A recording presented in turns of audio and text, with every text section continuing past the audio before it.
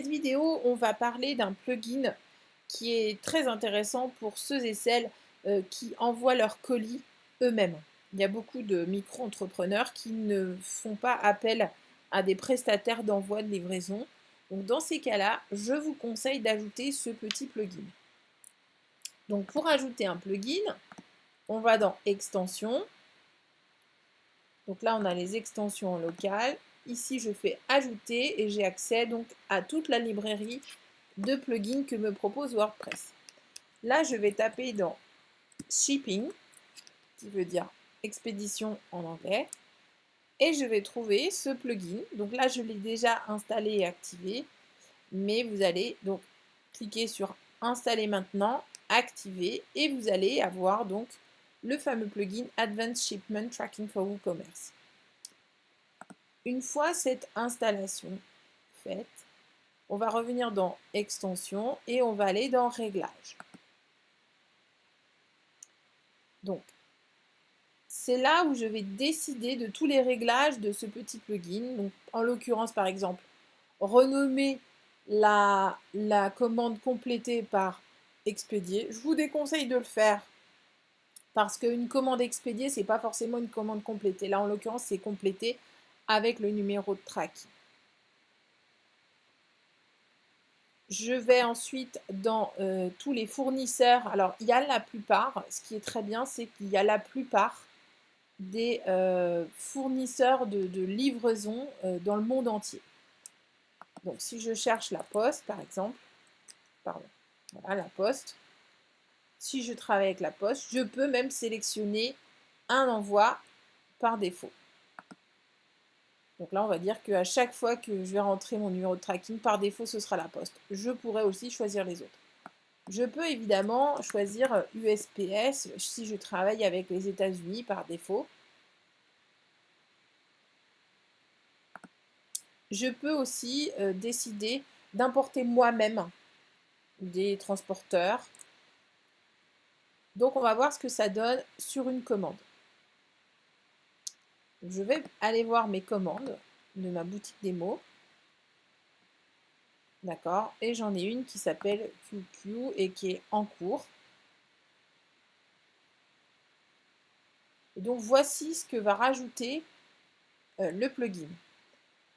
Donc j'ai décidé dans les réglages que à chaque fois que j'allais envoyer le numéro, ça allait se marquer comme terminé. Donc vous allez voir. Donc je peux ajouter mon numéro de suivi. Je mets n'importe quoi. Et par défaut, c'est la Poste.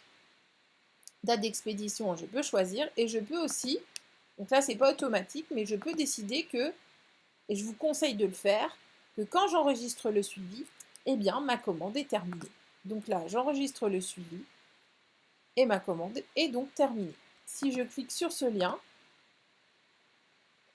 eh bien, j'arrive directement sur la Poste. C'est très intéressant puisque pour quelqu'un qui va recevoir un email, donc le client, lui, va recevoir un email, eh bien, il va recevoir toutes ces infos de tracking. Vous n'avez plus à gérer tous ces embêtements, c'est-à-dire où est mon colis, j'en suis où, quand est-ce qu'il va arriver. Vous n'avez qu'à suivre, le client n'a qu'à suivre, pardon, à travers son email, puisque quand vous envoyez ça, à chaque fois que vous envoyez une commande terminée sur WooCommerce, donc ça envoie un mail au client dire votre commande est terminée. Sauf que là, ça rajoutera une ligne.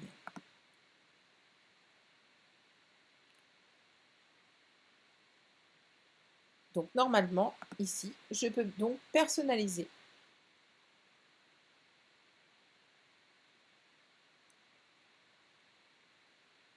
Voilà. Je peux donc personnaliser la commande de QQ, par exemple. Donc là, je choisis une commande.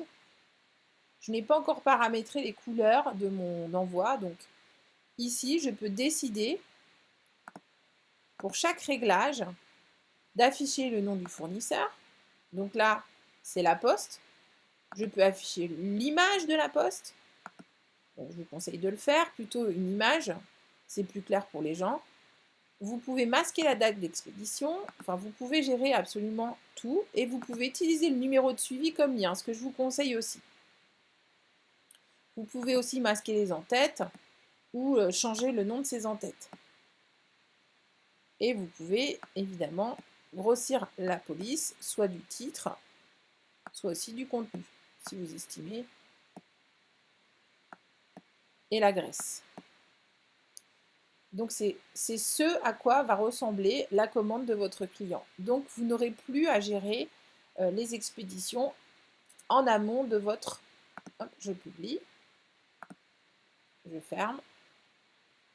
Donc vous n'aurez plus du tout à gérer cet aspect expédition qui est très laborieuse pour les micro-entrepreneurs.